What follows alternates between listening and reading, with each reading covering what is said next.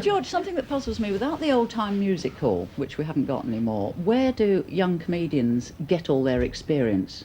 Well, they start off in Liverpool, preferably. They do? Oh, the majority of good comics always start off in Liverpool. What is it about Liverpool? I think to live in Liverpool, you've got to be a comedian, I think.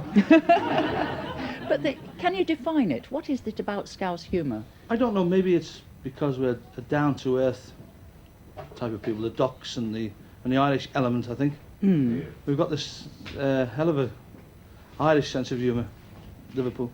But it's never a downbeat humour. It isn't miserable humour. Oh no, is it? the people in Liverpool can be down, skint, you know, broke. Yet they can have a laugh. But it's not black humour. Oh no, it's surprising the things they come out with. Could you give me an example of a typical Scouse joke?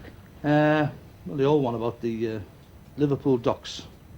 There's a bloke commissioned to take an aerial picture from an aeroplane, some pictures of the docks in Liverpool, and the picture didn't turn out because one of the dockers moved. It's typical Liverpool.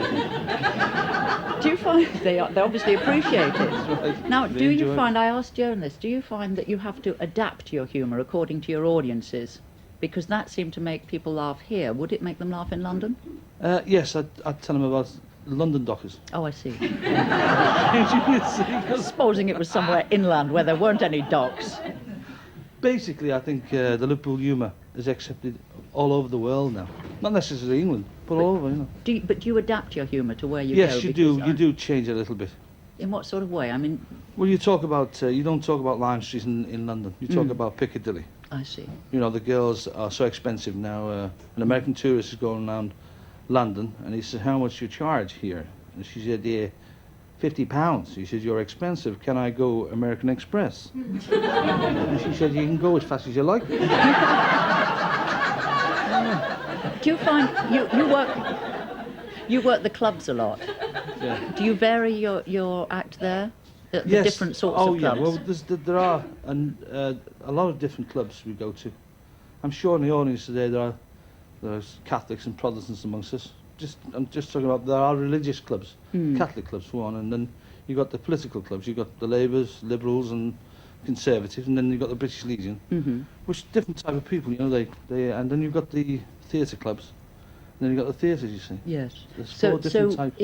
Would you adapt your joke? Say you had a joke about Edward Heath Yes. or Maggie Thatcher. Would you adapt it if you were in a socialist club? Yes, in a I Labour would. club? Yes, I talk about Have when you I'm in got the an Labour club. I example of talk that? about the Conservatives, about you know, Have in you got American. you got any new gags that Well, the new gags. There's not many knocking about. There's one clever joke I heard the other day about a guy who was imprisoned 20 years ago for selling the government inferior building material, and he escaped last week when the wall fell down. You know. Now that didn't get quite the same laugh, and I'm No, sure it it's- wasn't the way you told it. Is that because it's a new kind of humour or just a new gag?